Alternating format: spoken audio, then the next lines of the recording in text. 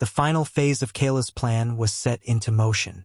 The human resistance, bolstered by the hybridization modifications, prepared for the impending confrontation with the Andromedan forces. The modified hybrids, now more resilient and fiercely loyal to humanity, were their best hope for survival. The stakes had never been higher. Kayla stood in the underground lab, the hum of machinery surrounding her as she reviewed the final details with her team. She knew this was their last chance. The Andromedans were growing suspicious, and it was only a matter of time before they launched a full-scale invasion. Every second counted. "Is everything ready?" she asked, her voice steady despite the storm of emotions inside her. Dr. Patel, one of her closest allies, nodded. "We've done all we can, Kayla. The modified hybrids are stronger and more resilient. They have a fighting chance." Kayla looked around at her team, their faces etched with determination. They had come so far, and now it was time to make their stand. "Let's do this," she said, her voice filled with resolve. "For humanity."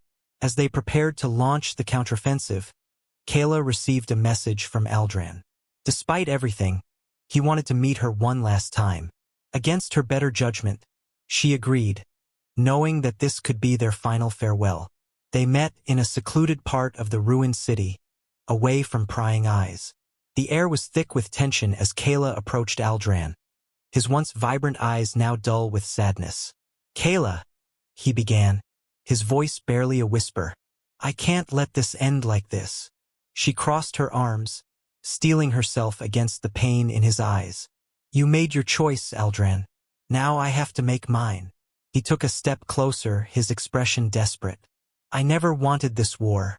I wanted us to find a way to coexist, to build a future together. But my people, they won't listen. They're set on domination." Kayla's heart ached, but she stood firm.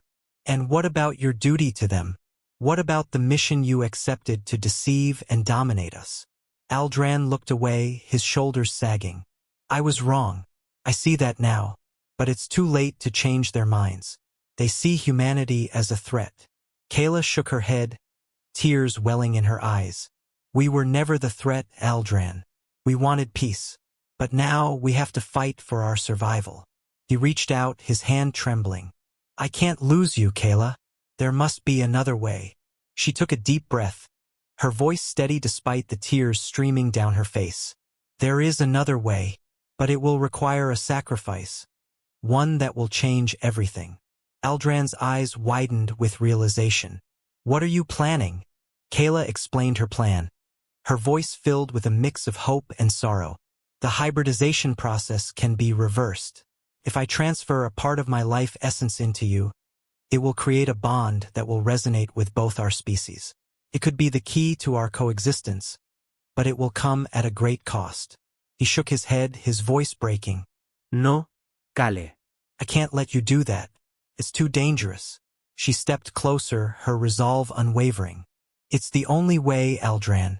We have to show our people that we can coexist, that our love can bridge the divide between our worlds." With tears in his eyes, Aldran finally nodded. "If this is what it takes to save our people, then I will do it. For you, Kayla." They returned to the lab, where Kayla's team prepared the equipment for the transfer.